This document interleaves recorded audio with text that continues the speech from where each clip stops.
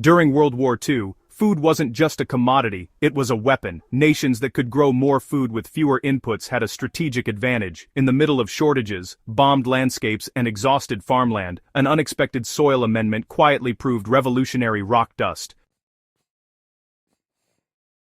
Today, it's almost forgotten, rarely mentioned in gardening books, hard to find in garden centers, and, it's virtually invisible on fertilizer shelves. So what happened to the World War II rock dust that brought dead soil back to life?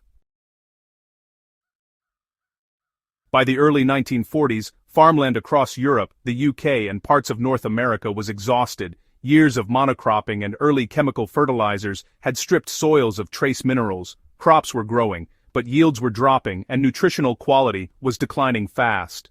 With synthetic fertilizers diverted to explosives production, governments and agronomists had to improvise. Their solution came from an unlikely place: crushed volcanic and glacial rock.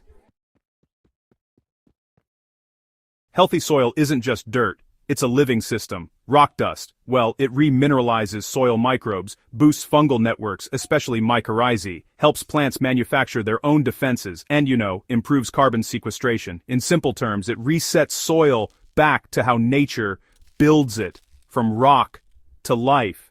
This actually mirrors how volcanic regions produce some of the most fertile farmland on Earth. After World War II, everything changed. Chemical fertilizers flooded the market. Cheap, fast-acting NPK fertilizers promised instant growth and profits. But rock dust isn't profitable enough. It works slowly, can't be patented, and doesn't need yearly reapplication.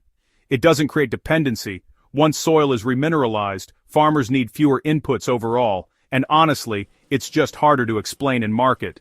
Feed the Soil ecosystem doesn't sell as easily as grow bigger tomatoes in 7 days. By the 1960s, rock dust was labeled unscientific despite decades of documented success. Rock dust still exists, but mostly hidden. It's sold in bulk to large farms, marketed under obscure names, and often mislabeled as quarry waste. Big garden retailers, well, they prefer products with fast turnover and repeat sales. Rock dust might only be needed once every 5 to 10 years. That's bad for business, but great for soil.